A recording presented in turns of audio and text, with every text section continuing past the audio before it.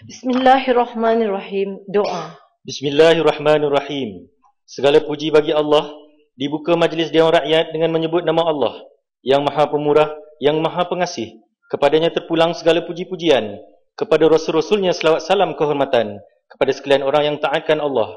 Ya Allah yang bersifat Maha Hikmat, limpah keadilan yang menanggungkan kewajipan ke atas pemerintah dan ahli majlis permesyuaratan bagi mentadbir muslihat masyarakat pergaulan, mudah-mudahan sentosa aman, makmur limpah kebahagiaan meliputi sekalian penduduk negara Malaysia. Ya Allah, kami sekalian hamba-Mu yang diperkenan menjadi ahli Dewan Rakyat, menyempurnakan kewajipan yang diamanahkan, yang terutama bagi negara Malaysia, bagi rakyatnya sekalian. Ya Allah, berkat-Mu ke atas kami berhimpun, dipohon anugerahkan, taufik-Mu, hidayah-Mu, dipohon menyuluh memandukan, pada ketika kami berunding, menimbang, bertukar fikiran pada segala perkara yang dibentangkan dengan saksama serta berkeamanahan, menjunjung perintah dan kebesaran Allah. Mudah-mudahan berlebih-lebih keamanan, kemakmuran dan kesejahteraan bagi negara Malaysia serta penduduknya sekalian. Ya Allah, dipohonkan doa kami diperkenan. Amin ya Tuhan seluruh alam sekalian.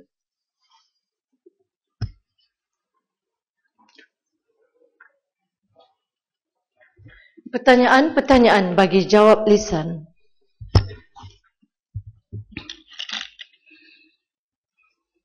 Yang berhormat Tuan Haji Hasbi bin Haji Abibullah Limbang.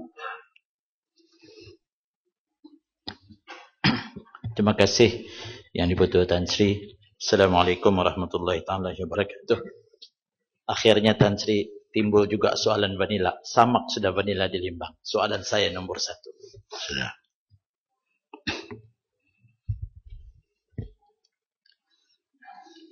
Oke, terima kasih Yang berhormat Tuan Limbang. Tuan Yang di-Pertua, projek penanaman vanila di Kampung Marasam Limbang telah berjaya dilaksanakan oleh Kementerian Sains, Teknologi dan Inovasi ataupun MUSTI melalui Agensi Nuklear Malaysia, dan kini projek ini telah berjaya menghasilkan produk akhir yaitu pupuk dan juga buah vanila. Untuk makluman hal yang berhormat, projek ini telah dipindah kepada komuniti Kampung Marasam Limbang sepenuhnya pada bulan September tahun 2012. Beberapa usaha dan tindakan telah dilaksanakan bagi memastikan kelangsungan projek itu, yaitu yang pertama, Nuklear Malaysia telah membantu komuniti bagi menyediakan kemudahan nursery, penyediaan benih keratan batang vanila di tapak projek dan alatan pasca tuai.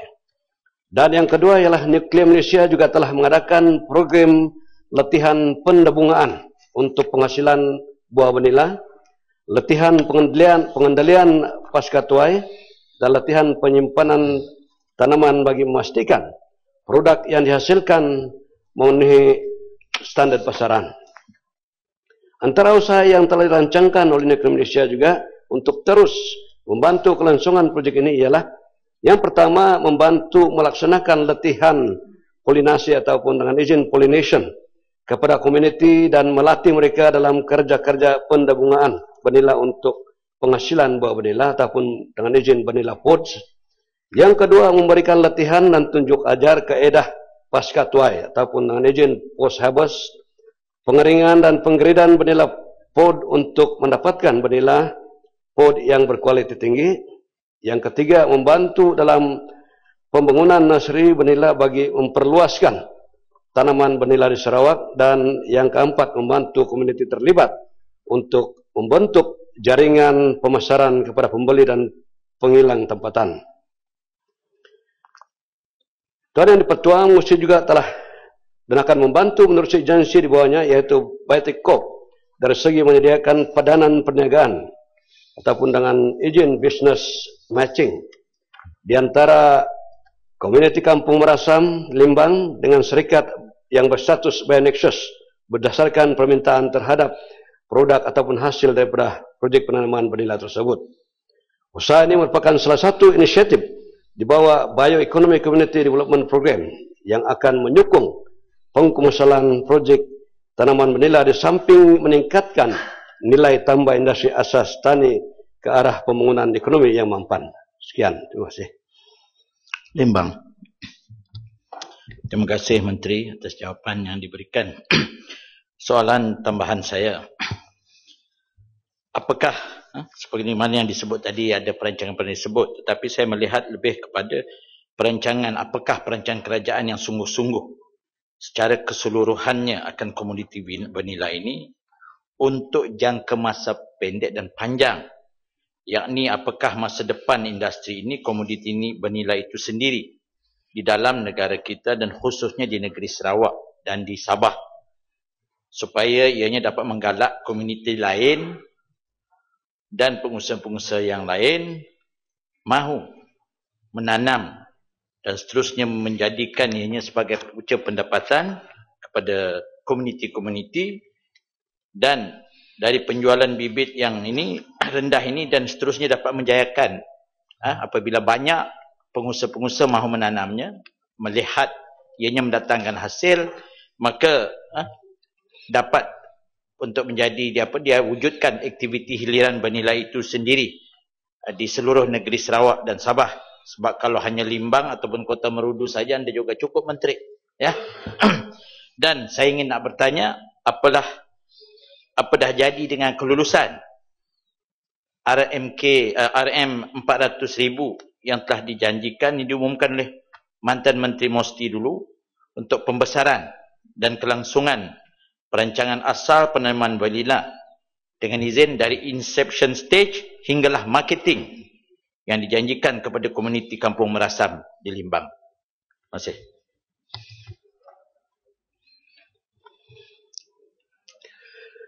Okey, terima kasih Yang Berhormat Daripada Limbang. Pertamanya, saya ingin menyentuh dengan kelulusan yang dinyatakan tadi dahulu oleh mantan Menteri Mosti dulu.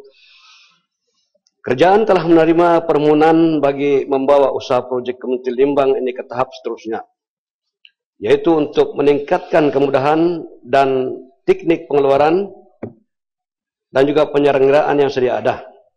Maka dengan itu, permohonan yang dimaksudkan tadi itu sedang dinilai dan kita berharap ianya akan dapat dikeluarkan dalam masa yang terdekat. Tuan Yang Dipertua, projek yang dilaksanakan di komuniti ini bermula pada 2009 dan telah selesai pada 2012, yaitu sebagai sebagian daripada fasa pertama pelan jangka pendek untuk pengeluaran bahan manta bagi tempoh 3 dan 5 tahun. Pelan berikutnya ialah untuk meningkatkan kemahiran pemuda industri hiliran, termasuk aspek pembungkusan dan produk-produk berasaskan vanila seperti manisan, minuman, makanan dan juga sebagainya. Fasa ini dijangka berlangsung selama 5 hingga 6 tahun berikutnya. Untuk makluman hal yang berhormat, vanila memiliki peluang untuk diketengahkan di kalangan petani dan juga pengusaha peledangan di Malaysia, khususnya di Sabah dan Sarawak. Sekiranya projek komuniti di atas berjaya dilaksanakan, sehingga peringkat pengeluaran hiliran, hasilan sebanyak kira-kira 1,8 juta setahun boleh diperoleh, yaitu dalam kawasan 3 ekar yang ada di Kampung Merasam. Namun demikian, Tuan Yang Dipertua, beberapa isu dan cabaran yang perlu diatasi terlebih dahulu sebelum ini berlaku. Yang pertama ialah mengenai dengan kemahiran petani mengenai dengan penanaman vanila ini. Saya dipahamkan bahawa ramai juga yang telah mencuba untuk menanam vanila tapi tidak berjaya oleh kerana tidak ada kemahiran. Jadi oleh demikian, maka Nuklear Malaysia akan cuba untuk membantu petani-petani ini dari segi teknik macam mana kita menanam vanila. Oleh kerana masalah-masalah yang timbul. Jadi inilah perkara yang kita akan lakukan. Dan yang kedua ialah mengenai dengan penyakit vanila ini, penyakit yang dipanggil sebagai ancaman penyakit Fusarium. Fusarium ini penyakit vanila di mana dia rotten. Bila sudah rotten, maka vanila itu akan mati. Jadi apa yang kita lakukan di sini, Nuklear Malaysia juga membuat percubaan untuk menggunakan tissue culture untuk mengeluarkan benih yang bermutu tinggi. Jadi ini kita percaya akan mengurangkan serangan penyakit terhadap vanila. Dan yang kedua ialah mengenai dengan kos penanaman awal. Pada masa kini harga satu pokok benih vanila ialah di antara 30 hingga 50 ringgit. Jadi kalau ini berlaku, maka sudah pastilah kebanyakan petani-petani yang berminat untuk menambah nilai ini tidak mampu untuk membeli bibitnya. It's too expensive. Jadi oleh demikian, maka kita juga menyarankan kepada Nuklear Malaysia untuk menghasilkan bibit vanila yang pertama yang bermutu tinggi dan yang murah harga dia, supaya kebanyakan petani yang berminat khususnya di Sabah dan Sarawak ini akan dapat mampu untuk membeli bibit-bibit tersebut.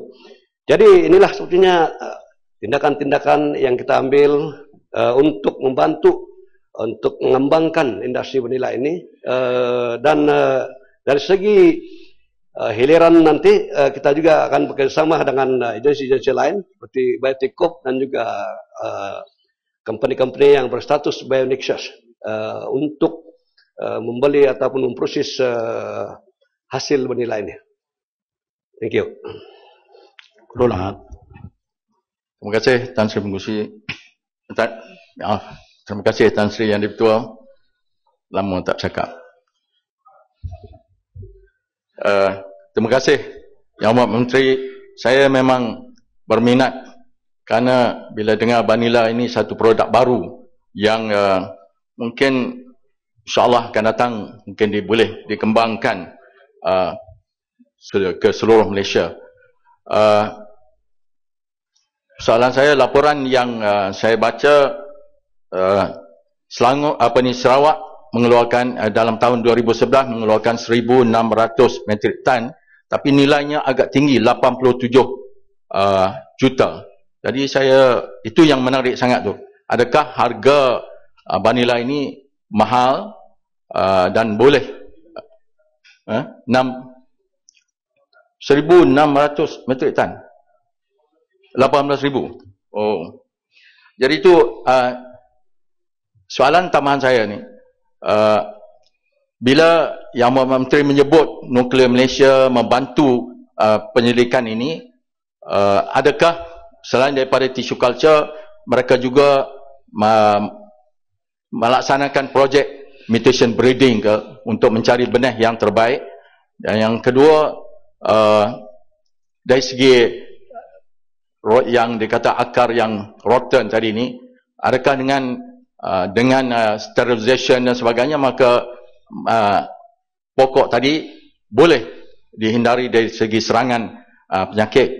Dan yang terakhir, bagaimana pemasaran vanila ini di pasaran tempatan? Dan adakah di Semenanjung Malaysia ini ada ditanam juga vanila? Sekian, terima kasih. Okey, terima kasih soalan tambahan tadi itu. Okey, berhubung dengan harga jualan vanila, ianya merupakan sebagai satu harga yang menarik. Kalau kita tengok harga pasaran vanila, harga vanila kering bagi 2013, harga dia ialah di antara 250 hingga 401 kg yang vanila kering, the dry food. Okey. Manakala harga ekstrak pula, iaitu oil, vanila oil, ialah 10,000 satu kilogram.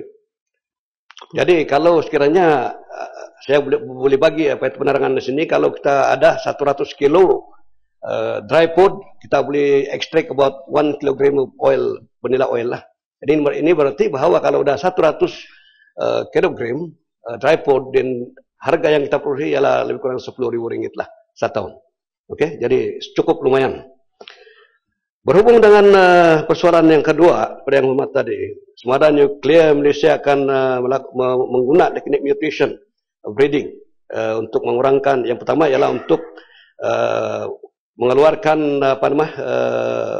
benih yang bermutu tinggi dan juga mengurangkan penyakit ini. Inilah yang sedang dilakukan oleh Nuklear Malaysia.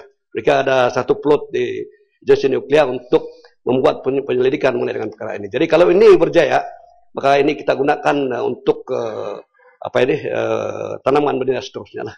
Ya. Dan yang ketiga mengenai dengan pasaran vanila ini, saya pikir ini tidaklah merupakan sebagai persoalan yang serius. Karena sebetulnya supply vanila kepada pasaran tempatan adalah lebih kurang terlalu sedikit. We only can supply only 30% of the required the demand. Ya, so saya pikir pasaran itu adalah masih luas untuk penanam vanila lah. Sekian. Yang berhormat Tuan Wong Ling Biu Sarike.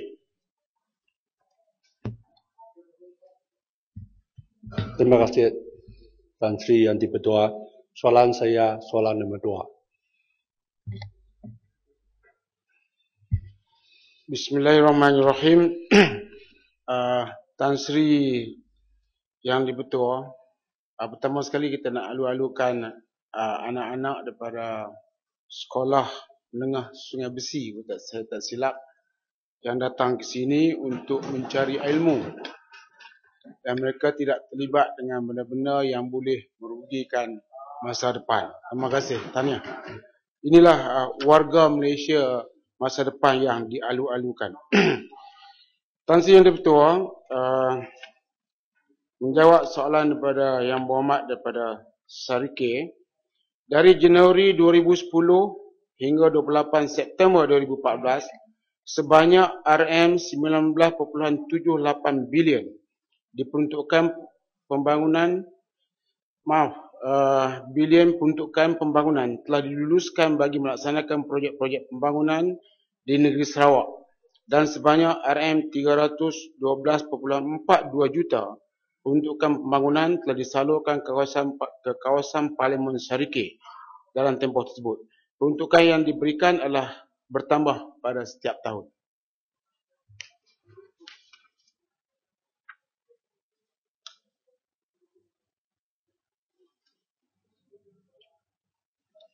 Sila. Sarike. Terima kasih Tan Sri Yang Di-Pertua. Terima kasih IB Menteri dengan jawapan yang ringan. Pada pilihan raya umum ke-13, semasa timbalan Perdana Menteri Tan Sri Dato' Muhyiddin melawat Sarike, beliau mengumumkan memberi peruntukan sebanyak 45 juta ringgit Malaysia bagi membina jalan raya dari Sarike ke Tanjung Manis. Soalan saya ialah, sudahkah peruntukan yang beliau janjikan itu ditunaikan? Mengapa sampai sekarang saya belum nampak projek ini dimulakan? Sila menjelaskan dari Wakil Menteri. Boleh, no problem.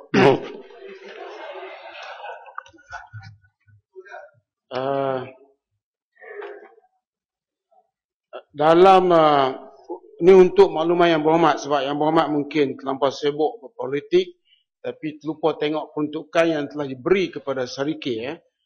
Saya nak beritahu kepada Yang Berhormat pada untuk Sarike bagi rancangan Malaysia yang ke-10 ini, tahun 2010 kita bagi 35.1 juta, 2011 65.8 juta, 2012 37.5 juta, 2013 81.6 juta, dan 2014 92.1 juta.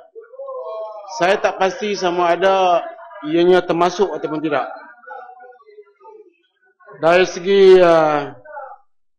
Dari segi pelaksanaan untuk Sarike, pada tahun semua projek-projek yang dalam perancangan cuma satu. Saya tak pasti sama ada satu termasuk sana ataupun tidak. Dalam pelaksanaan ada 4 dan siap sepenuhnya 20. Jadi Yang Berhormat, Sarike adalah di antara kawasan yang diberi perhatian yang serius oleh pihak Kerajaan Barisan Nasional. Kalau dilihat secara keseluruhan, peruntukan yang diberikan di Sarawak, termasuk Sarike, adalah di antara yang terbaik di negara ini. Kinabatangan soalan spesifik. Jadi saya panggil kinabatangan, ingat itu. Ya, spesifik ini Tan Sri. Sebab saya terpanggil dengan bantuan soalan tambahan Yang Berhormat Menteri. Menteri mungkin sedar bahawa perbahasan bajet baru-baru ini rata-rata pihak pembangkang menyatakan tidak ada pembangunan untuk kawasan pembangkang. Tetapi jelas tadi di Serike beratus-ratus juta. Jadi saya mau tahu pula berapa peruntukan di Kinabatangan. Berapa juta untuk tahun 2014 dan program perancangan untuk 2015. Adakah Kinabatangan juga ada peruntukan macam Serike itu? Serike ini pembangkang tapi kerjaan bagi juta-juta. Tak cukup, tak bersyukur. Jadi berapa di Kinabatangan?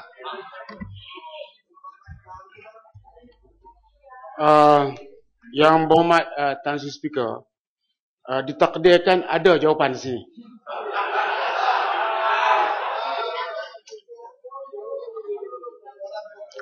Untuk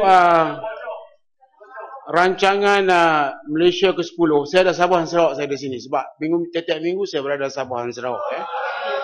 I spend more time than pembangkang. Rancangan Malaysia ke-10 kita ada 17.75 bilion untuk Sabah. Kinabatangan saja 370.4 juta. Untuk 2014 Sabah kita bagi 3.479 bilion dan Kinabatangan kita bagi 75.1 juta. Tetapi kalau dibandingkan Serike, Serike dapat lebih banyak daripada Kinabatangan. Tidak adil, Serike 92, saya 70 lebih. Ya. Mana boleh? Yang ni nak tunjukkan bahawa betapa kerajaan memberi keadilan. Malah kawasan pembangkang Kinabatangan ni ialah di antara penyokong kerajaan yang setia. Tapi dapat kurang daripada Serike yang menentang kerajaan. Nak tanya sangat kan ni? Sila, Bosna. Terima kasih Tan Sri Yang Dipertua. Terima kasih Yang Berhormat Menteri yang beritahu bahawa Kinabatangan dapat sikit daripada Serike. InsyaAllah Kinabatangan akan dapat banyak kalau jatuh pada pembangkang. InsyaAllah saya percaya bahawa kerajaan akan memperuntukkan lebih besar kepada kawasan-kawasan pembangkang. Soalan tambahan saya Tan Sri Yang Dipertua ialah sejauh mana kerajaan dalam memberikan peruntukan yang begitu banyak kepada Sarawak, kepada Sabah berbilion-bilion disebut tadi ini, untuk memastikan bahawa peruntukan pembangunan itu betul-betul dapat memberikan kesan kepada meningkatkan taraf hidup rakyat dari segi ekonomi, dari segi taraf pendapatan dan sebagainya. Sebab kalau kita lihat ahli-ahli parlimen daripada BN pun sering mengkritik, menegur dan meminta daripada pihak kerajaan kerana ketidakkecukupan yang berlaku kepada negeri-negeri ini dan juga taraf hidup rakyat yang masih jauh ketinggalan walaupun peruntukan yang begitu banyak diberikan ke Sarawak dan juga Sabah. Jadi ini yang harus dilihat. Kalau tidak nanti tidak ada erti banyak pembangunan tetapi akhirnya dia tidak memberikan limpahan nikmat itu untuk meningkatkan taraf hidup pendapatan rakyat. Yang kedua akhir sekali ialah sejauh mana pula dalam tempoh 5 tahun itu berapa hasil pungutan cukai, pungutan cukai pendapatan cukai korporat petroleum dan hasil minyak petroleum dan gas ini yang diperolehi daripada Sarawak itu kepada kerajaan dikutip oleh pihak kerajaan. Menteri, Terima kasih.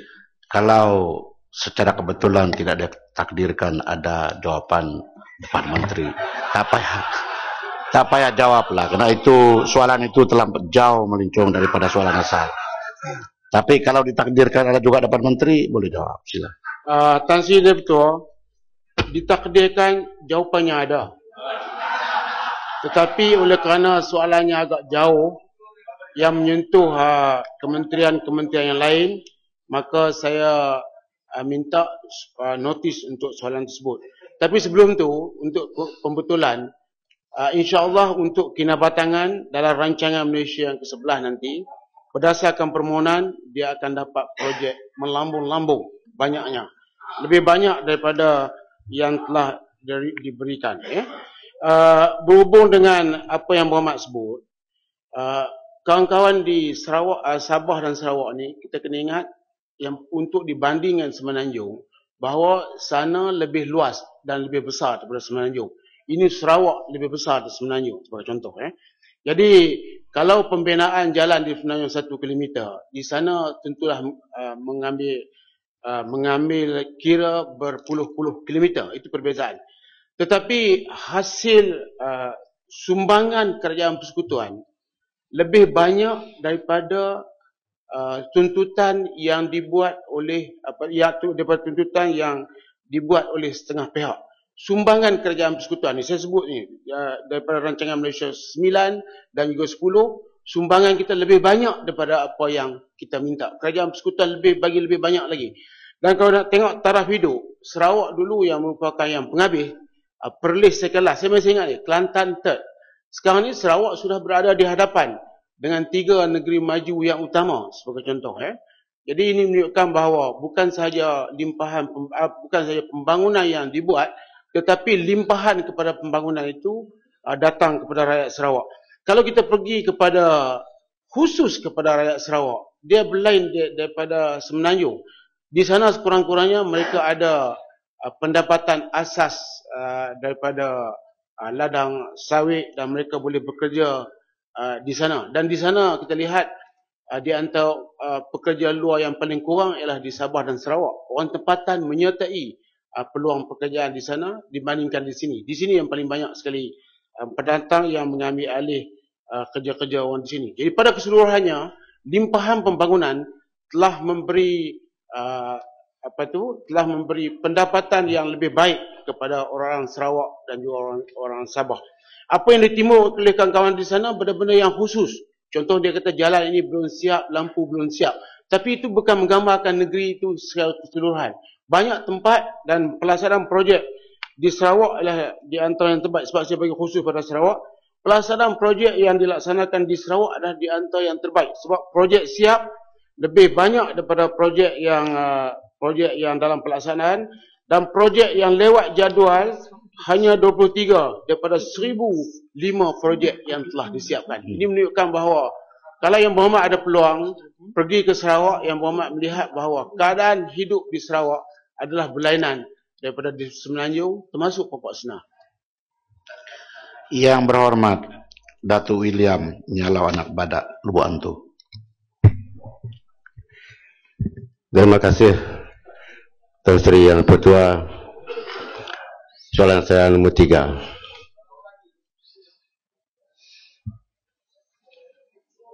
Terima kasih Yang Berhormat Tan Sri Speaker. Terima kasih Yang Berhormat Lubuk Antu. Tan Sri Speaker, Yang Dipertua, Kementerian Pendidikan Malaysia sentiasa berusaha memastikan pengagihan peruntukan pembangunan dan penyelenggaraan untuk memastikan sekolah-sekolah berada dalam keadaan yang kondusif dan pengajaran dan pembelajaran dapat dijalankan dengan sempurna. Memang tidak dapat dinafikan, masih ada terdapat beberapa sekolah-sekolah di Sarawak masih daif dan uzur, termasuk sekolah-sekolah di kawasan pendalaman. Untuk maklumat Ahli Yang Berhormat, Kementerian Pendidikan Malaysia telah menurunkan peruntukan berjumlah 5.09 juta ringgit kepada Jabatan Pendidikan Negeri Sarawak pada bulan Januari 2014 bagi kerja-kerja penyelenggaraan kecil di sekolah-sekolah yang memerlukan. Tambahan peruntukan sebanyak 10.4 juta ringgit lagi telah diturunkan kepada Jabatan Pendidikan Negeri Sarawak pada bulan Mei 2014 di bawah pakej rancangan khas.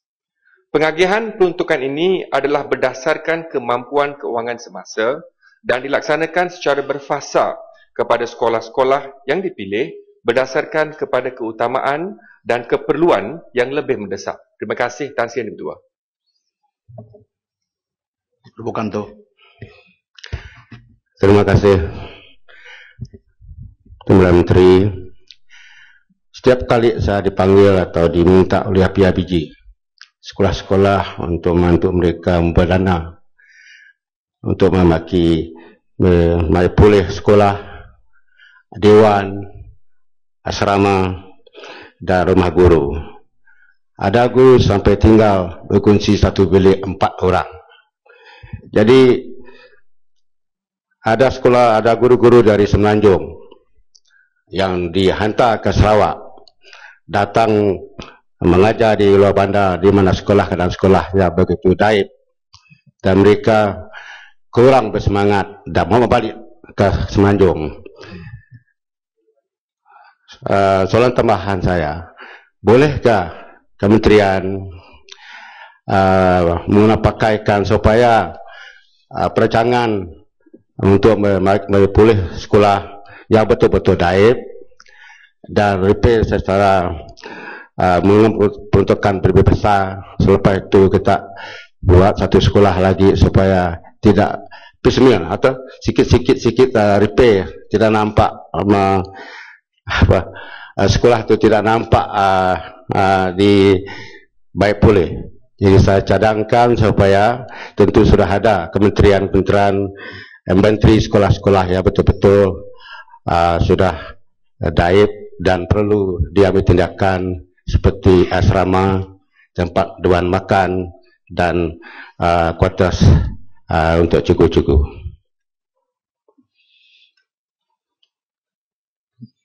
Terima kasih. Terima kasih Yang Berhormat Lu Bantu. Terima kasih Tan Sri yang Ditua. Untuk maklumat Ahli Yang Berhormat, bagi tahun 2014 sahaja, peruntukan belanja mengurus bagi penyelenggaraan dan pembaikan kecil OS 28,000 institusi pendidikan dan kuartus institusi pendidikan. Di Sarawak saja, kementerian telah membelanjakan lebih kurang 5 juta ringgit. Ini untuk pembaikan kuartus-kuartus institusi pendidikan dan sebagainya. Dan selain daripada itu, kementerian juga bagi tahun setakat ini, bagi tahun lalu, tahun ini minta maaf, belanja mengurus B41 sebanyak 208 juta ringgit telah kita agihkan untuk dipakai guna kepada 783 sekolah. Manakala dalam pakej rancangan khas sebanyak 18.775 juta ringgit juga telah pun diperuntukkan untuk 482 sekolah. Jumlah 226.775 juta ringgit telah pun diagihkan untuk 1,265 sekolah di Sarawak daripada jumlah 1,451 sekolah yang ada di Sarawak. Ini memandangkan banyak sekolah-sekolah telah kita bantu dan kita tidak akan duduk kata cukup, tak pernah sama sekali.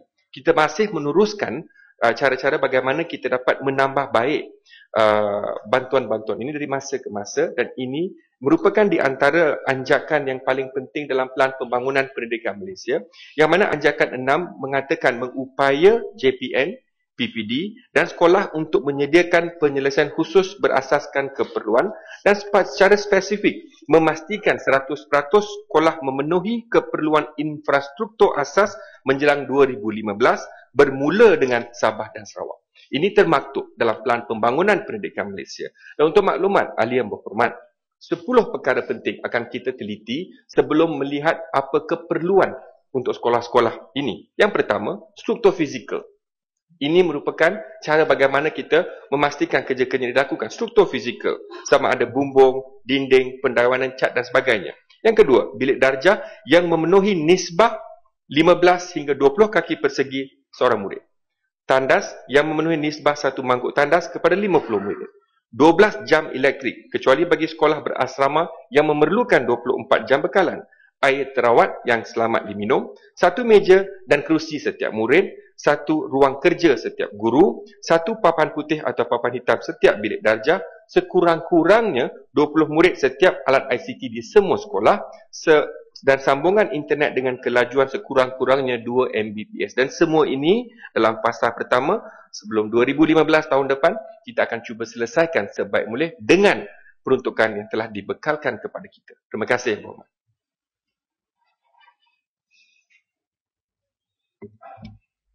Selamat. Terima kasih Tan Sri. Betul, 5 hari yang lalu Ketua Menteri Sarawak Adenat dia telah memberi peruntukan kepada 14 ward sekolah Cina di Sarawak sebanyak 3 juta, dan dia kata dia akan buat begitu tiap-tiap tahun. Jadi soalan saya kepada Kementerian Pendidikan, adakah kerajaan akan membuat peruntukan kepada sekolah aliran Cina sebagai polisi tiap tahun untuk memberi 3 juta kepada sekolah Cina di aliran Cina di Sarawak dan juga ke negeri-negeri yang masing. Terima kasih. Terima kasih. Saya ingin merakamkan ucapan penghargaan saya kepada Yang Berhormat Ketua Menteri Sarawak yang telah mengagihkan peruntukan tersebut kepada sekolah-sekolah Cina di Sarawak. Cadangan yang diberikan oleh Yang Berhormat sebentar tadi akan saya teliti dan kita akan cuba berusaha untuk melaksanakannya. Terima kasih Yang Berhormat. Terima kasih. Yang Berhormat.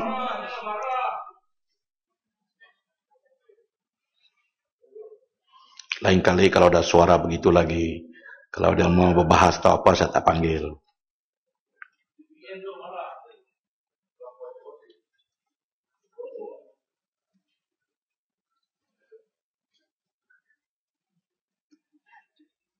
Hadirin yang berhormat, soalan nomor 4 daripada Yang Berhormat Datuk Kamarudin bin Jaafar tidak dapat saya kemukakan untuk dijawab secara lisan, memenangkan beliau tidak berada dalam Dewan pada ketika ini. Yang Berhormat Datuk Jusli bin Ajirul Libaran.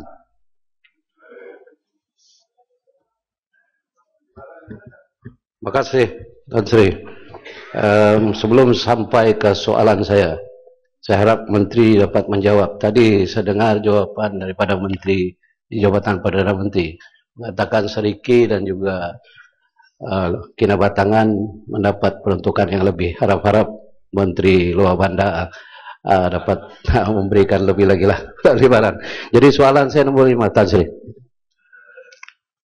Sebelum Menteri menjawab, saya ingatkan kembali, dalam sisi soal jawab, apabila nama dipanggil, berdiri saja dan sebut apa soalan. Dan begitu juga Menteri, jangan lagi ada bunga-bunga. Dan saya tidak akan benarkan lagi perkara-perkara seperti begitu. Sila Menteri. Terima kasih Tan Sri Yang Dipertua.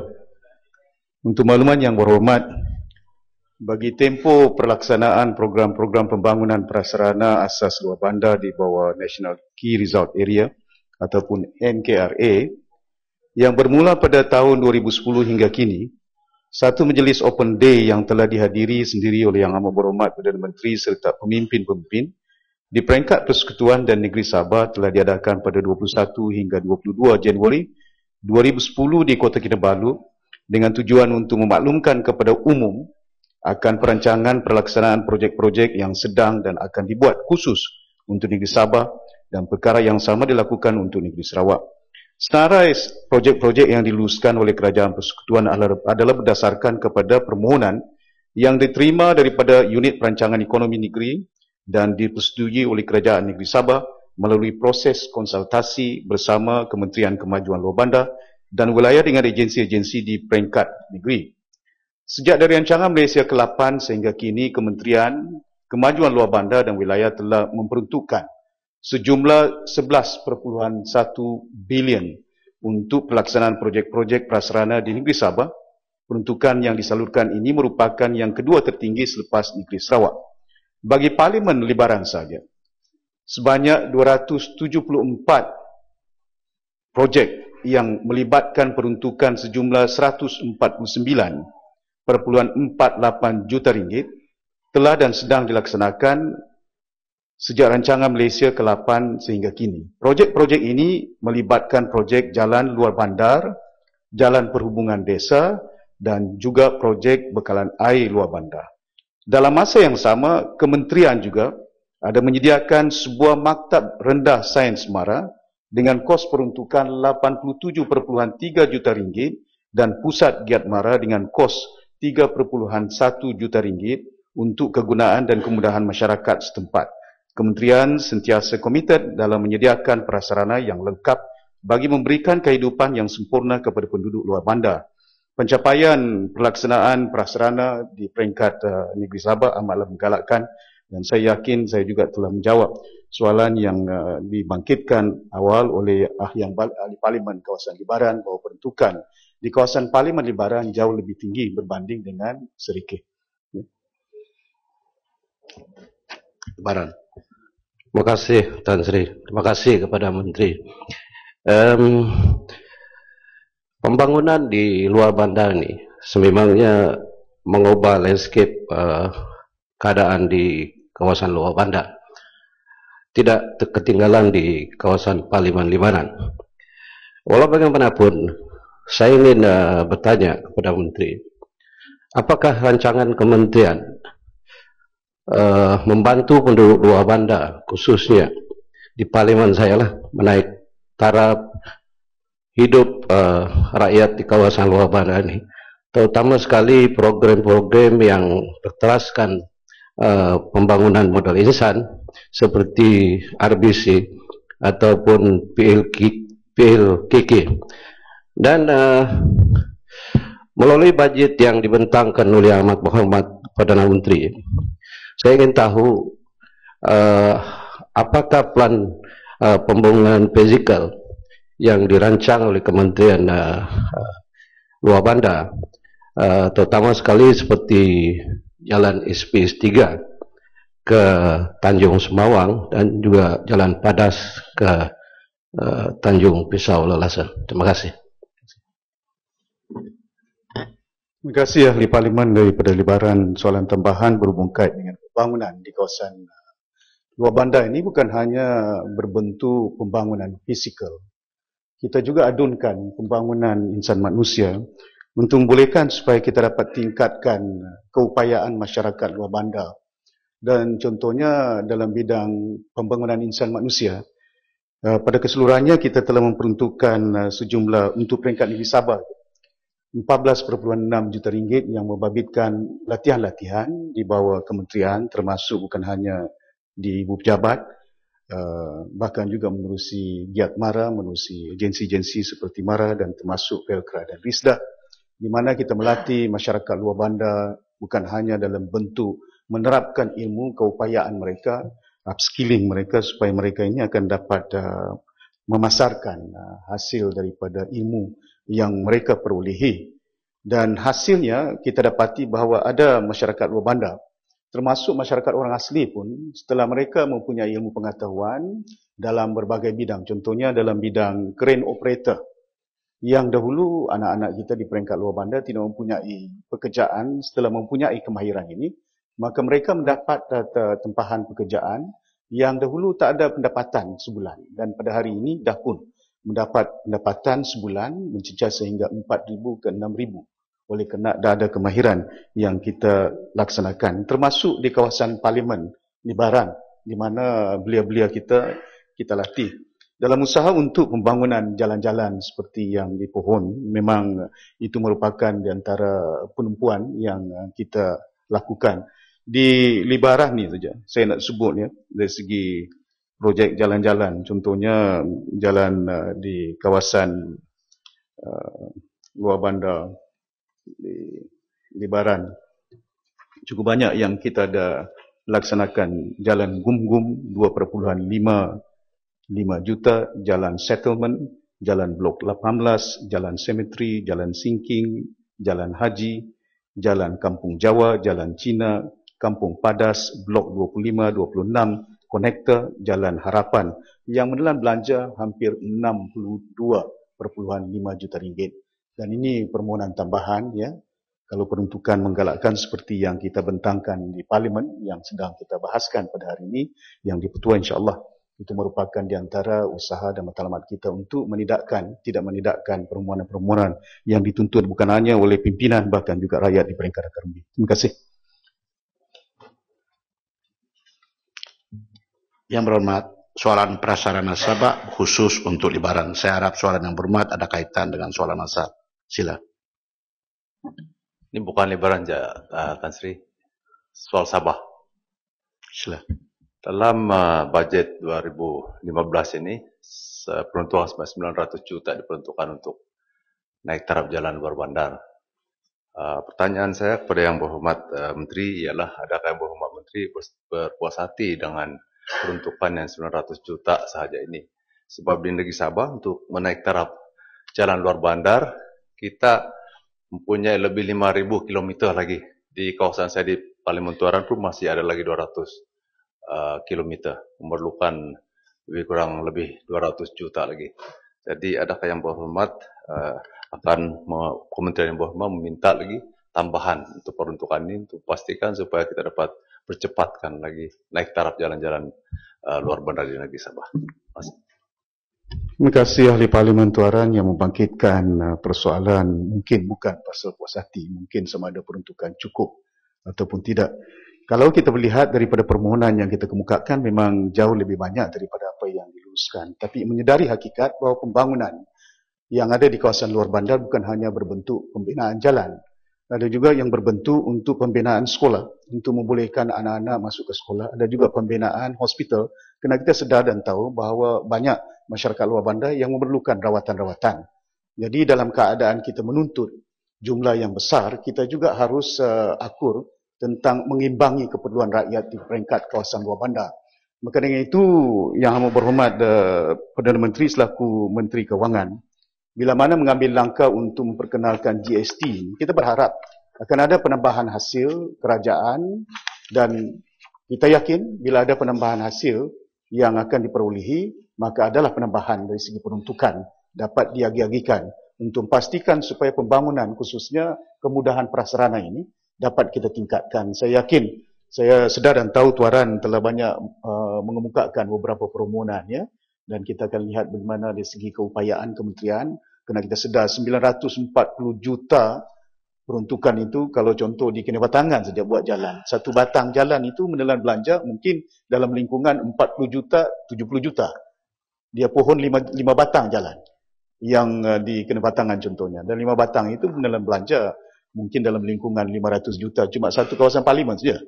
Dan kita sedar dan tahu pengagihan ini perlu kita selaraskan dan kita yakin bahawa dengan adanya hasil yang menambah di masa yang mendatang ini, maka peruntukan akan dapat kita salurkan. Itu yang dimaklumkan kepada saya oleh Yang Amat Berhormat selaku Menteri Kewangan. Terima kasih. Yang berhormat Puan Kasturi Rani, anak perempuan Batu Kawan. Terima kasih Tuan Speaker. Soalan saya nombor 6.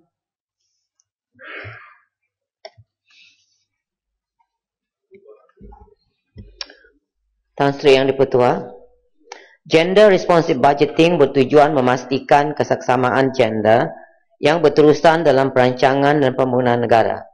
Gender Responsive Budgeting mengambil kira impak yang berbeza terhadap kumpulan sasar yang meliputi perbezaan jantina, kanak-kanak, lelaki dan perempuan, kumpulan umur, pendidikan, pendapatan, bandar dan luar bandar. Status program dan inisiatif yang telah dirangka menggunakan pendekatan Gender Responsive Budgeting di bawah bajet 2014 untuk membolehkan wanita mendapat peluang yang seksama, antaranya adalah seperti berikut. Bagi membolehkan wanita mengimbangi komitmen antara keluarga dan kerjaya, kerajaan menggalakkan majikan melaksanakan skim Flexible Work Arrangements yang mana perbelanjaan, latihan dan fee konsultasi yang ditanggung oleh majikan dalam melaksanakan skim ini diberikan potongan cukai tambahan. Buat masa ini, Talent Co. Malaysia merupakan agensi yang dipertanggungjawabkan untuk menyelaras permohonan cukai tambahan bagi syarikat yang melaksanakan skim Flexible Work Arrangement sebelum dipanjangkan ke Kementerian Kewangan. Bagi menggalakkan penyataan wanita di peringkat pembuat keputusan dalam sektor korporat pula, program pengarah wanita diteruskan untuk mengetengahkan wanita sebagai ahli lembaga pengarah syarikat dengan peruntukan sebanyak 5 juta.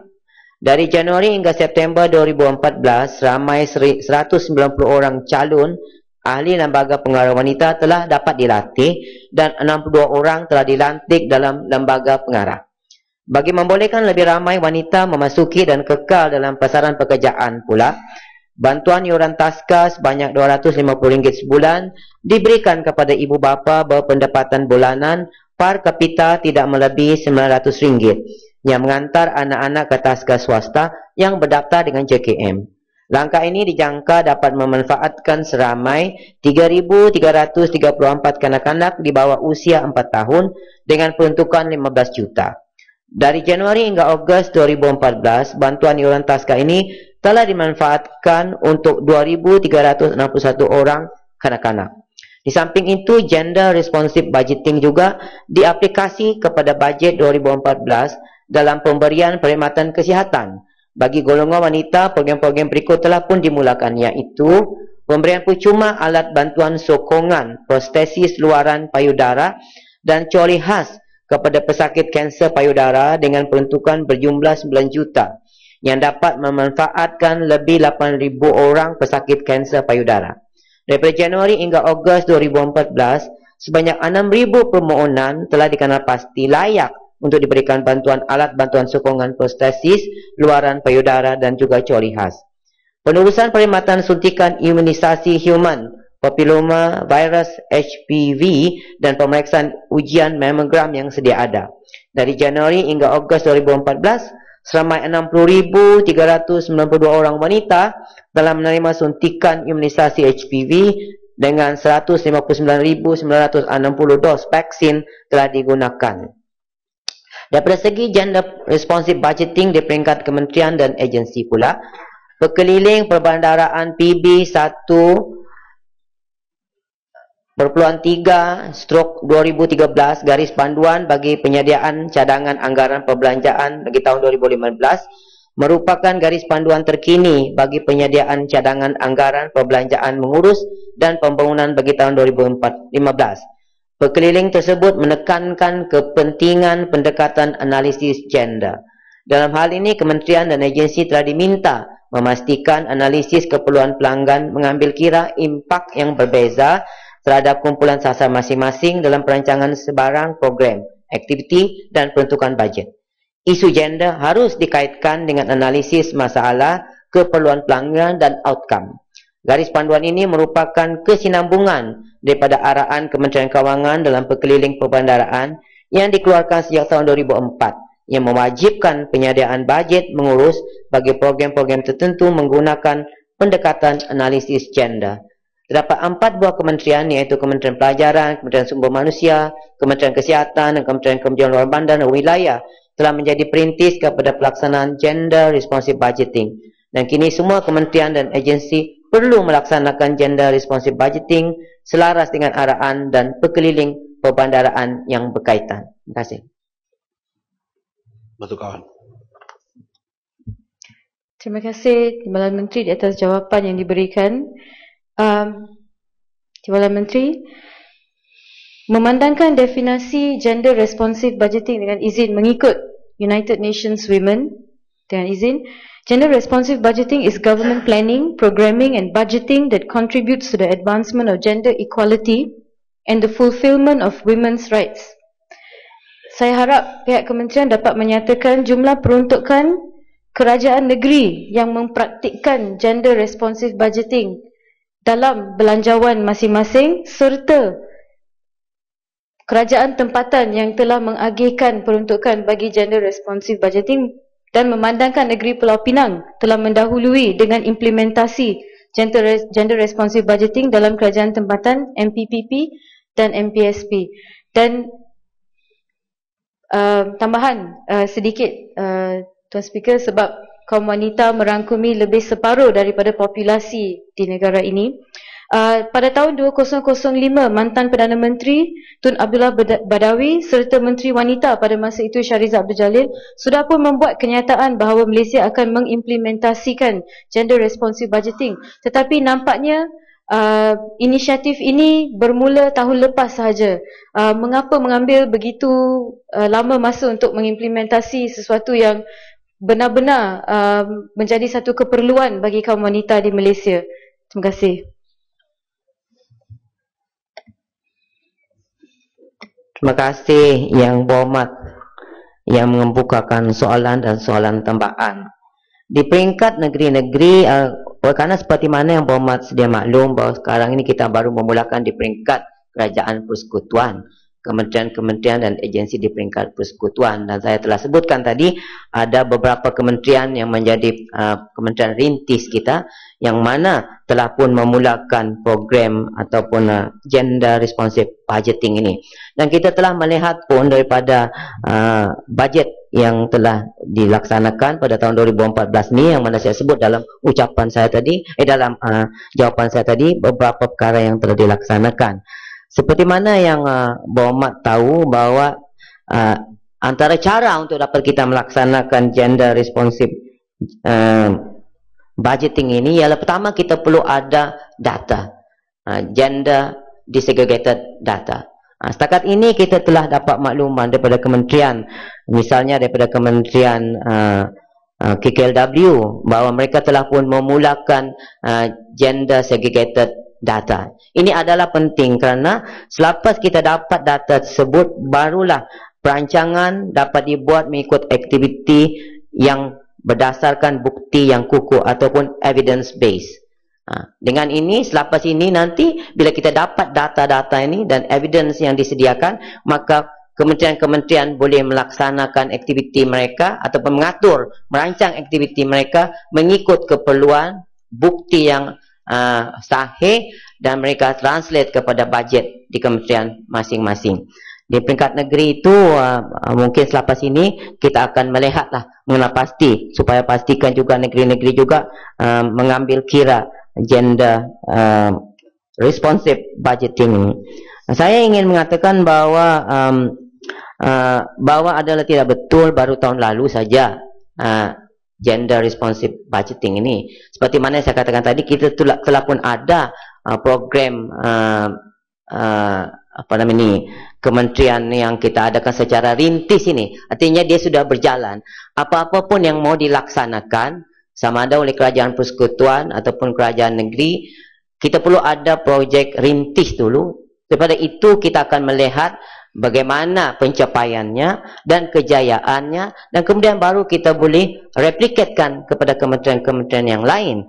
Dan ingin saya nyatakan di sini bahawa sekarang ini sudah ada pun perkeliling yang saya sebutkan tadi, meminta kepada semua kementerian dan agensi, mereka perlu mengambil kira gender analisis apabila mereka menyediakan bajet mereka, dan kementerian kita, Kementerian Pembangunan Wanita, Keluarga dan Masyarakat akan memberikan bimbingan apabila mereka meminta bantuan daripada kita bagi memastikan bajet yang mereka laksanakan itu mengambil kira gender analisis. Jadi dia sudah memang berjalan, yang berhormat. Ya, sila. Terima kasih Tan Sri Speaker. Pihak kerajaan kita GRB ni, gender ni, baru dilaksanakan. Kalau kita lihat suara wanita untuk membantu kaum wanita cukup hebat di seluruh negara. Soalan saya mudah saja.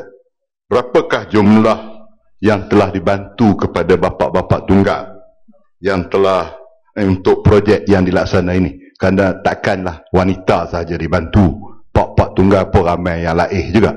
Minta penjelasan daripada pihak kementerian.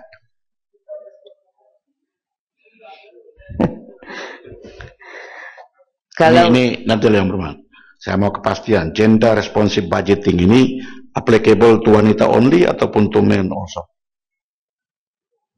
From what is defined, Tuan Speaker, is also for men. Sila yang berhormat. Sila. Terima kasih yang berhormat. Seperti saya sebut tadi bahawa gender responsive budgeting ini, dia mengambil kira gender analysis tu bukan saja jantina, iaitu wanita, lelaki, tapi dia juga mengambil kira umur, kedudukan di luar bandar, dan juga status ataupun strata kumpulan masyarakat kita ini. Jadi saya tak ada figure di sini yang mengatakan berapakah yang kita sediakan untuk bapa tunggal Tan Sri Pengerusi, tapi kita ucap terima kasihlah kerana kita tidak sebenarnya melupakan. Kalau di kementerian kita tidak melupakan kumpulan kaum bapa ni, kerana kita menjaga masyarakat. Kalau kementerian kita menjaga keseluruhan masyarakat. Jadi masyarakat termasuk jugalah bapa tunggal. Jika kalau bapa tunggal ni ada keperluan, mereka boleh datang ke kementerian kita untuk mendapatkan bantuan in terms of apa saja. Kalau nak dicarikan ibu tunggal pun boleh juga. Tapi tak tahulah kalau ibu tunggal setuju ke tidak. Jadi kalau hari ini saya tak ada figurnya in terms of amountnya. Yang berhormat Dato' Aaron Aigo, anak dagang Kanawit. Terima kasih. Terima kasih Ketua. Soalan saya nombor 7. Tuan Speaker, terima kasih kepada Yang Hormat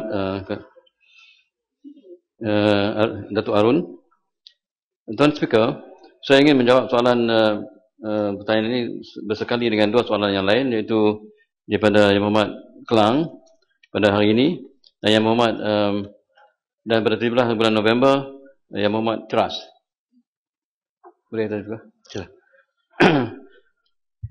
Tuan Yang Bertuah, dengan pelonjakan kesihatan pada kadar 4.3% daripada keluaran negara kasar ataupun KDNK, Malaysia telah mencapai status kesihatan penduduk yang setanding negara maju dengan mutu perkhidmatan kesihatan yang bertaraf antarabangsa. Terdapat dua sistem kesihatan, iaitu awam dan swasta. Rakyat yang mampu atau yang mempunyai perlindungan insurans kesihatan boleh memilih untuk mendapatkan perkhidmatan kesihatan di fasiliti swasta, manakala perkhidmatan kesihatan di sektor awam dapat dinikmati oleh seluruh rakyat dengan caj rawatan yang paling minimal. Namun, Tuan Ketua, kerajaan sedar dengan peningkatan bilangan penduduk, bertambahnya bilangan warga emas, penggunaan teknologi baru, peningkatan penyakit kronik dan sebagainya, kelastrian ataupun sustainability sistem kesihatan berkualiti menjadi isu yang perlu ditangani. Pada ketika ini, 8.9% daripada jumlah penduduk Malaysia adalah terdiri daripada warga emas yang berusia 60 tahun ke atas. Peratusan ini diunjurkan akan meningkat dan mencapai 10.6% pada tahun 2020 dan 16.3% pada tahun 2040. Kajian yang dilakukan menunjukkan perbelanjaan kesihatan akan bertambah sebanyak 0.17% daripada KDNK pada tahun 2030 berbanding dengan tahun 2011. Tuan Ketua, pada ketika ini, Kementerian Kesihatan Malaysia sedang mengkaji dan menganalisa model-model pembiayaan kesihatan sedia ada di negara-negara lain bagi membangunkan pelan pembiayaan kesihatan yang saksama dan mampan serta mampu ditampung oleh kerajaan, majikan dan golongan bekerja untuk seluruh rakyat Malaysia. Hanya terdapat 3 model mantap yang dipraktikkan di peringkat antarabangsa, iaitu pembiayaan kesihatan melalui skim percukaian umum ataupun general taxation, atau skim caruman kesihatan, atau kombinasi kedua-dua skim tersebut. Dan betul, kita memerlukan perancangan yang teliti dan melibatkan penelitian berbagai bidang dan aspek. Ia juga perlu mengambil kira pendapat dan maklum balas pihak-pihak yang berkepentingan. Pihak KKM sedang dalam perancangan mendapatkan perkhidmatan pakar antarabangsa untuk membantu membuat penelitian yang lebih menyeluruh dan merancang pembangunan sistem kesihatan yang lebih mantap. Perancangan transformasi sistem kesihatan yang sedang dibuat hanya melibatkan perkhidmatan penjagaan kesihatan di dalam negara. Ini adalah kerana keperluan rakyat Malaysia kepada perkhidmatan kesihatan luar negara sukar dianggarkan. Ianya melibatkan kumpulan sasaran yang tidak tetap, sistem kesihatan yang berlainan, kos rawatan yang berbeza dan pertukaran mata wang asing yang berubah-ubah. Tambahan pula, kebanyakan teknologi dan kepakaran dalam sektor kesihatan di Malaysia adalah setanding dengan negara-negara maju dan masih boleh menampung keperluan kesihatan am penduduk. Justru itu, rakyat dapat menikmati majoriti perkhidmatan penjagaan kesihatan yang diperlukan di fasiliti kerajaan maupun swasta di dalam negara. Selain itu, rakyat juga mempunyai pilihan untuk membeli insurans perjalanan yang memberi perlindungan kesihatan semasa berada di luar negara, atau membeli insurans kesihatan swasta yang memberi akses kepada perkhidmatan di luar negara. Terima kasih, Tuan Speaker. Kenawit. Terima kasih, Tuan Sri Ketua. Terima kasih atas jawapan Menteri tadi. Memanglah kita tahu bahawa ramai rakyat kita di Malaysia ini mempunyai insurans, berbagai insurans hayat, insurans rawatan dan kesihatan. Tetapi masih banyak lagi mereka belum ada insurans. Dan ini jadi masalah. Saya memberi satu contoh. Beberapa bulan yang lalu, satu car accident yang berlaku di depan hospital swasta. Apabila dibawa ke hospital itu, tidak dapat dirawat oleh kerana beliau tidak mampu untuk membayar kos rawatan. Even to pay for deposit pun tak boleh. Jadi ini jadi masalah. Jadi soalan saya, Datuk Menteri, saya ini lebih mementingkan rakyat di luar bandar yang tidak mampu untuk membeli insurans rawatan dan kesihatan ini. Jadi, berapakah jumlah rakyat miskin ataupun mereka yang sudah masuk dalam senarai IKASih yang mempunyai insurans rawatan dan kesihatan ini. Dan adakah kerajaan mempunyai program untuk mengadakan satu polisi insurans apa nama itu berkelompok untuk mereka-mereka ini? Dan kerana dengan peratannya jumlah mereka yang mempunyai insurans bagi rakyat kita Indonesia ini, saya ingin bertanya kepada Menteri, apakah tuntutan rawatan insurans bagi mereka yang sudah mempunyai insurans rawatan ini? Terima kasih. Dan betul tentang maklumat tentang IKASih ini Kementerian Kesihatan tidak simpan, yang simpan di kementerian lain. Betul.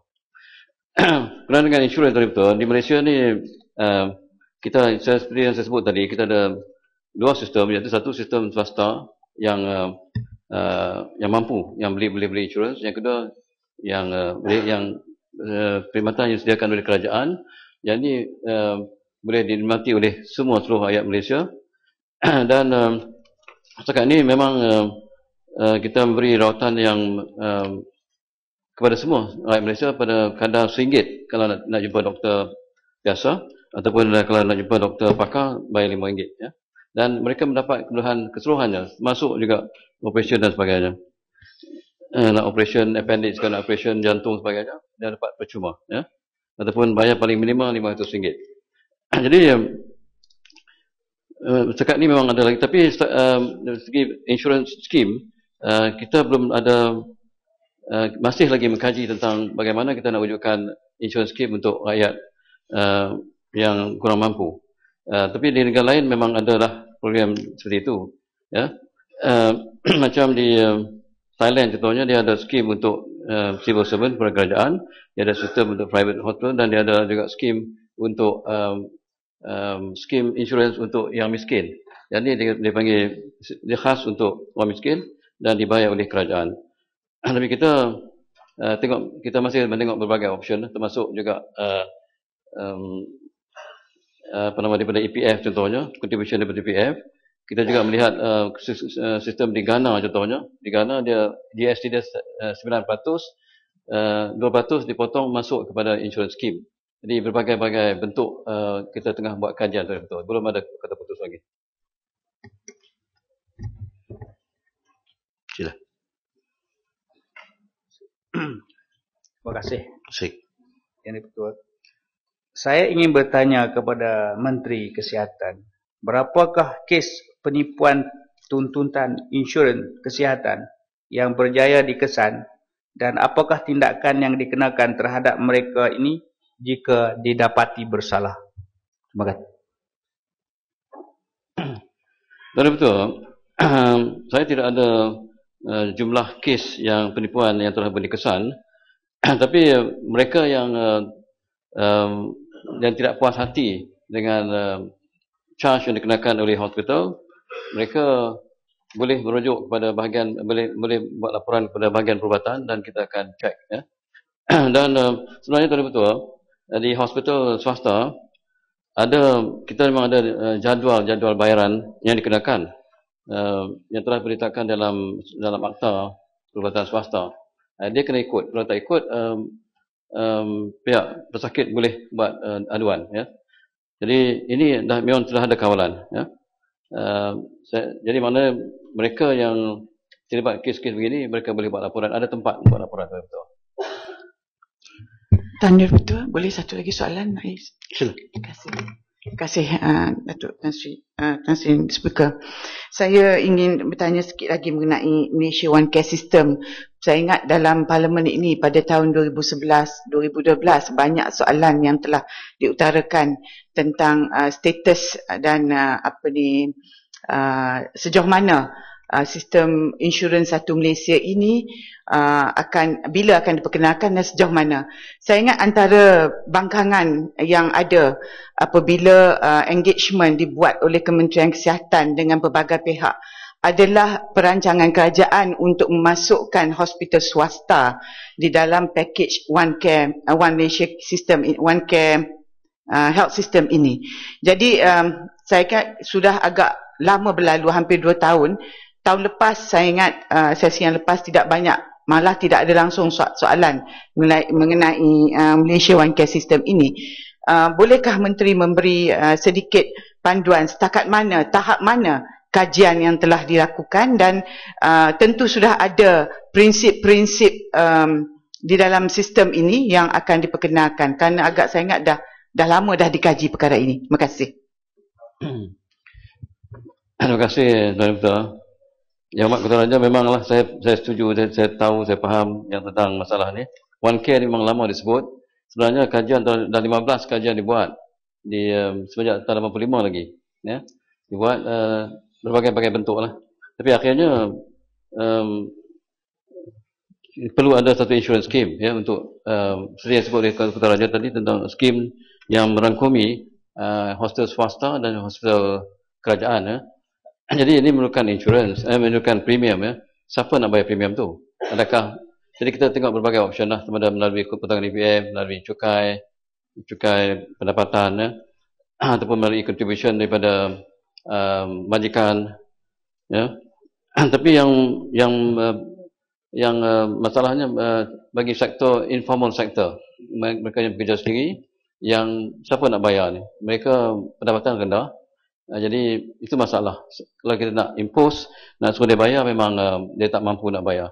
Ini perkara yang masih lagi dalam peringkat kajian lah.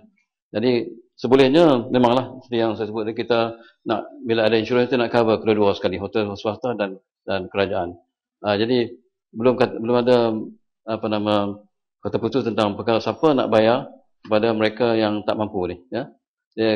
Kita dah biasa di Malaysia ni, kita biasa dengan perubatan yang rendah, kos yang rendah, bayar RM1 boleh jumpa doktor, boleh dapat ubat dan sebagainya. Jadi kadang-kadang nak tambah RM1 lagi pun memang susah nak kutip, ya. Jadi sebab tu di Malaysia ni, rakyat Malaysia tak takut sakit, tapi di negara lain rakyat Malaysia takut sakit, rakyat mereka takut sakit kerana nak bayar kos perubatan tinggi. Di Malaysia masih lagi kita mentaliti semuanya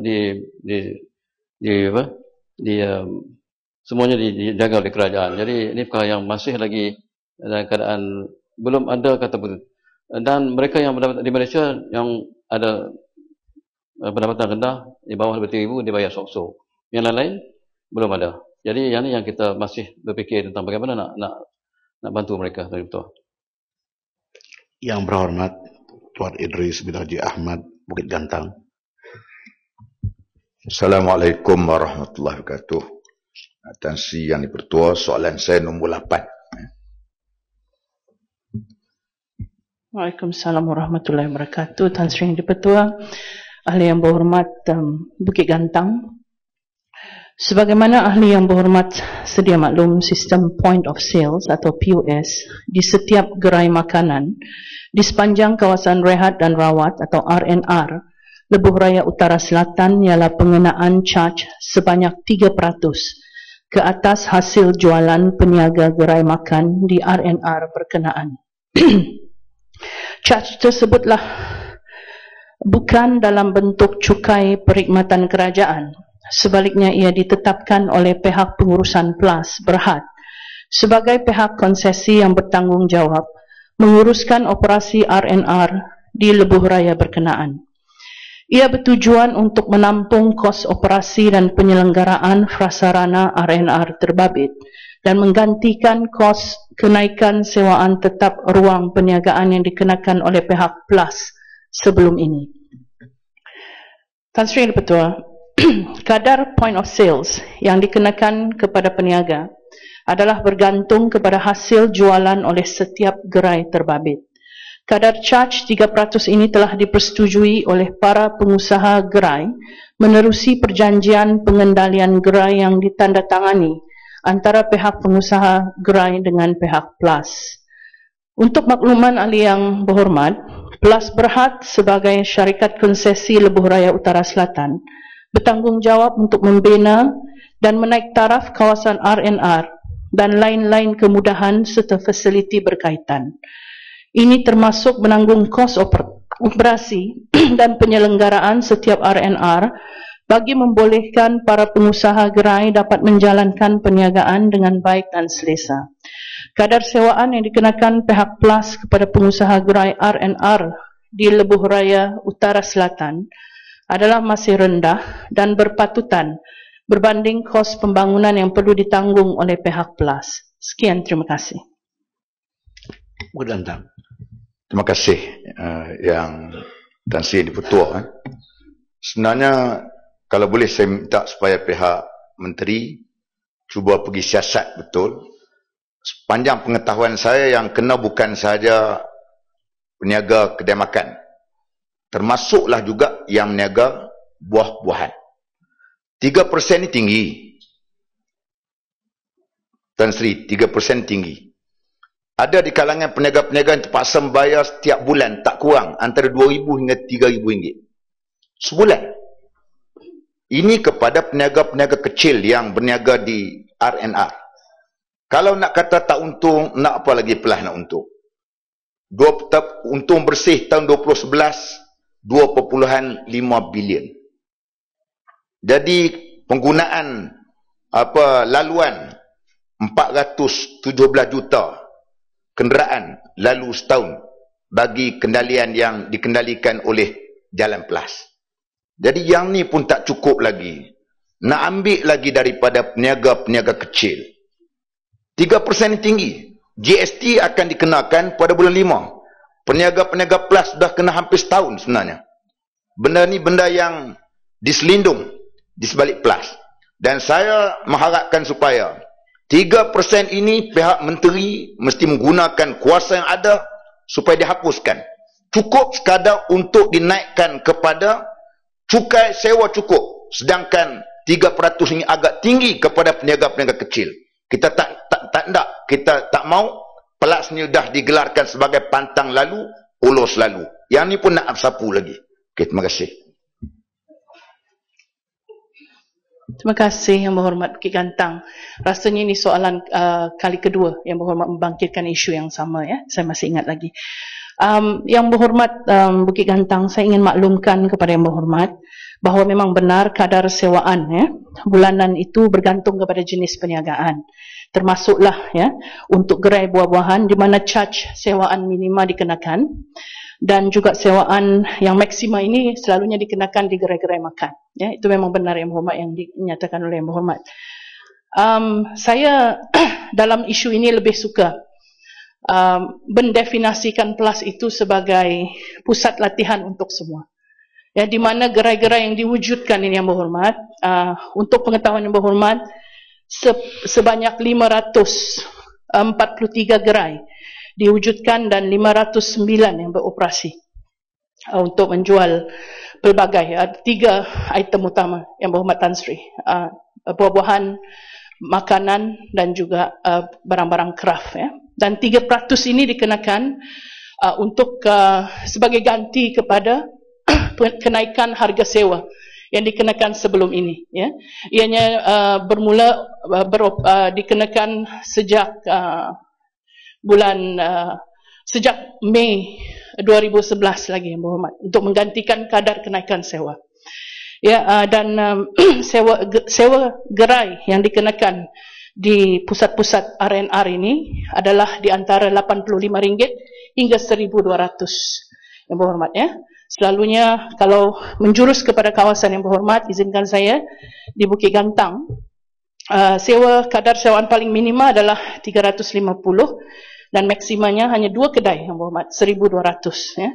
Dan menyentuh kepada charge 3% ini Yang Berhormat, jika Yang Berhormat mengatakan bahawa peniaga ini dikenakan 2,000 hingga 3,000, itu adalah kerana kadar, ya, kadar peniaga kos ataupun kadar keuntungan mereka adalah lebih daripada 60,000 sebulan Yang Berhormat, ya.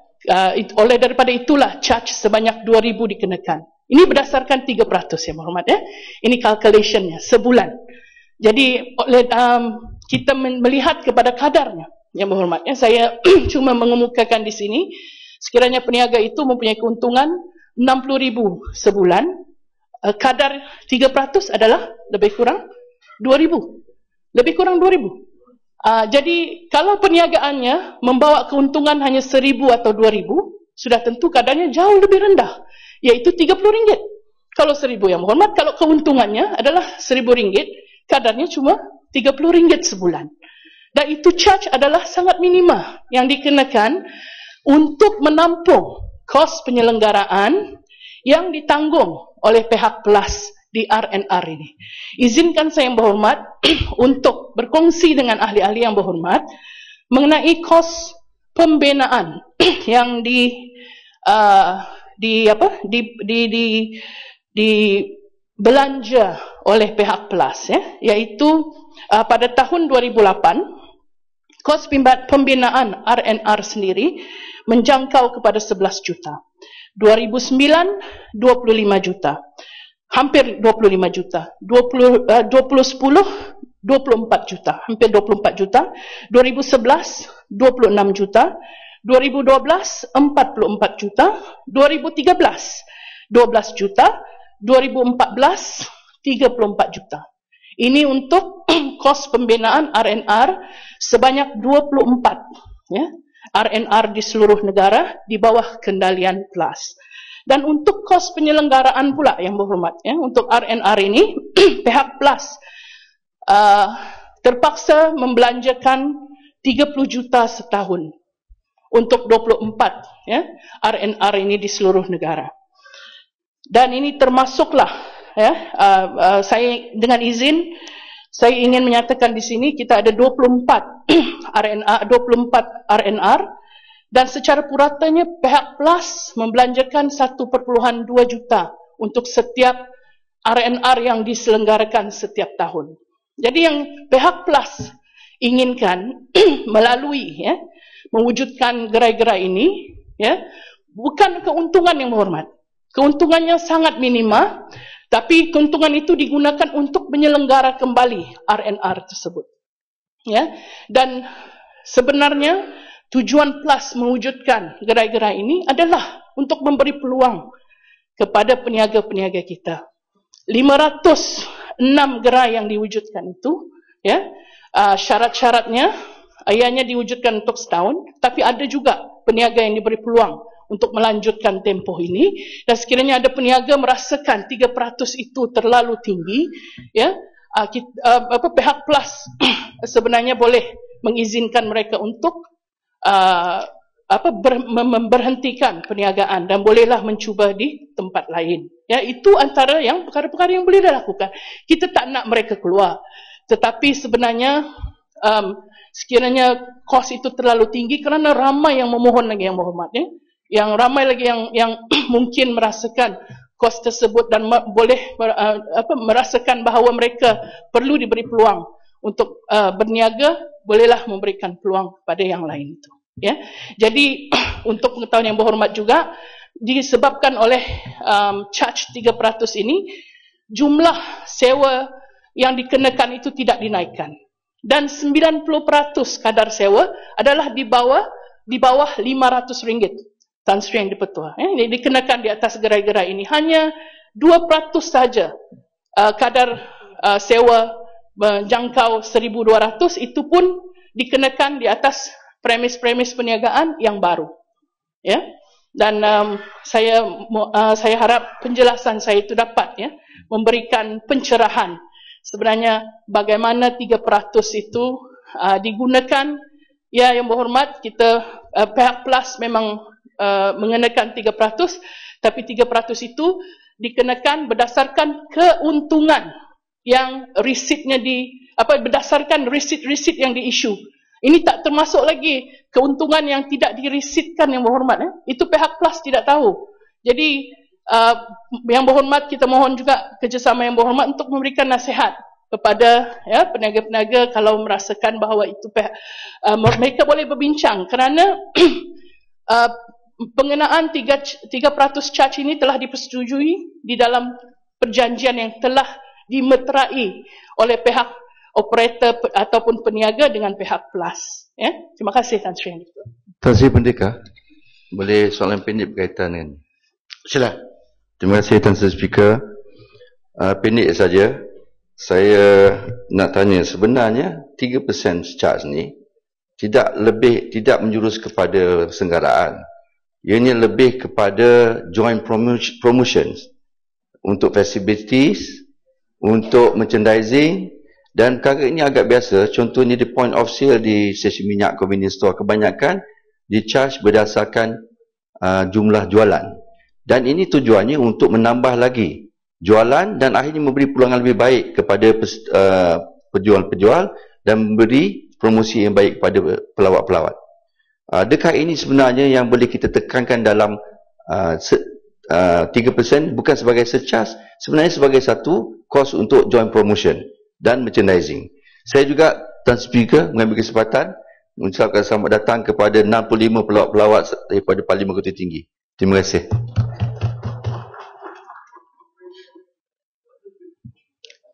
Saya bersetuju dengan apa yang telah dinyatakan oleh Yang Berhormat daripada Bukit Tinggi, Kota Tinggi, maafkan saya, Tan Sri Yang Ketua. Dan untuk pengetahuan Yang Berhormat juga, ya, saya ingin menyatakan di sini bahawa manfaat yang diperolehi oleh peniaga-peniaga kita melalui, ya, menjalankan perniagaan di gerai-gerai yang telah diwujudkan oleh pihak PLAS ini, bukan saja mereka ini diajar dengan pengendalian perniagaan yang bersih, ya, dan berdasarkan kepada apa yang telah saya lihat sendiri, bahawasanya charge 3% itu hanya dikenakan kepada keuntungan bersih, ya, yang boleh dibuktikan melalui pengeluaran resit premis perniagaan tersebut. Jadi apa yang dinyatakan itu sebenarnya oleh Yang Berhormat Bukit Gantang itu tidak begitu tepat. Tapi seperti juga yang saya nyatakan sebelum ini, saya akan mengemukakan perkara ini sekali lagi kepada pihak PLAS. Tapi inilah secara dasarnya Yang Berhormat, kalau pihak Yang Berhormat Bukit Gantang lebih suka menggunakan pantang lalu ulur selalu, saya rasa PLAS lebih sesuai kita sinonimkan kepada pusat latihan untuk semua, ya, iaitu memberikan ruang dan peluang kepada peniaga-peniaga kita untuk mengendalikan perniagaan. Terima kasih. Yang Berhormat Datuk Liang Teck Ming, Simpang Renggam. Terima kasih Tan Sri. Soalan 9.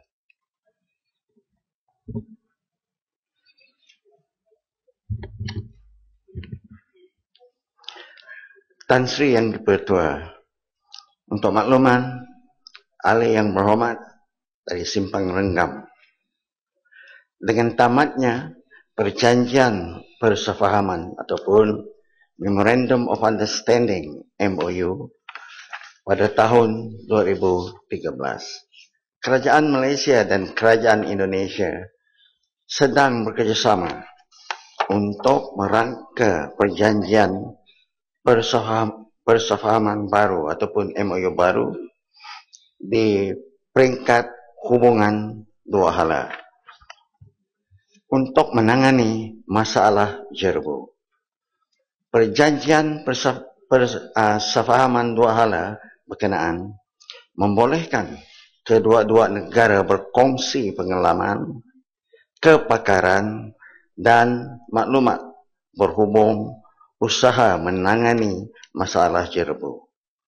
Di peringkat ASEAN, Kerajaan Malaysia dan negara-negara anggota ASEAN yang lain berunding untuk menggesa agar Kerajaan Indonesia menyegerakan proses ratifikasikan perjanjian ASEAN menangani pencemaran jerbu merentas sempadan. Hasil daripada gesaan tersebut, Parlimen Indonesia pada 16 September 2014 telah bersetuju untuk meratifikasikan perjanjian ASEAN mengenai pencemaran jerbu merentas sempadan. Setelah 12 tahun perjanjian tersebut ditandatangani oleh 10 buah negara ASEAN, yaitu pada tahun 2002 di Kuala Lumpur. Persetujuan Parlimen Indonesia untuk meratifikasikan perjanjian tersebut merupakan tindakan positif yang amat dialu-alukan, di mana ia menggambarkan kesungguhan kerajaan Indonesia untuk menangani masalah jerebu merentas sempadan secara lebih menyeluruh dan berkesan. Conference of Parties on ASEAN Agreement on Transboundary Haze Pollution akan diadakan di Laos pada 30 Oktober tahun 2014, di mana Menteri-Menteri Alam Sekitar ASEAN akan menghadirkan diri. Menteri Sumber Asli dan Alam Sekitar Malaysia akan hadir dan menggesa pihak Indonesia untuk segera meratifikasikan perjanjian. Sekian, terima kasih. Tan Sri minta izin satu soalan tambahan. Pendidikan yang bermakna. Okey, terima kasih. Saya lihat proses perundingan antara dua negara ini agak lambat, dan jelas bahawa masalah jerebu ni ia memang berpunca daripada negara Indonesia, dan ramai rakyat sebenarnya telah mengalami penyakit pernafasan akibat masalah yang berulang-ulang tahun, yang setiap tahun. Jadi saya ingin tanya, apakah nasihat kementerian untuk membantu pesakit-pesakit ini untuk mengambil tindakan Mahkamah Antarabangsa terhadap kerajaan Indonesia? Terima kasih. Terima kasih Yang Muhammad Simpang Renggam atas soalan itu. Sememangnya jerebu memberi penyakit kepada kita jika kita terdedah kepada jerebu. Pada tahun 97 dan 98, saya dan 3 orang pakar daripada Kanada telah pun membuat penyelidikan tentang jerebu semasa itu di Sarawak.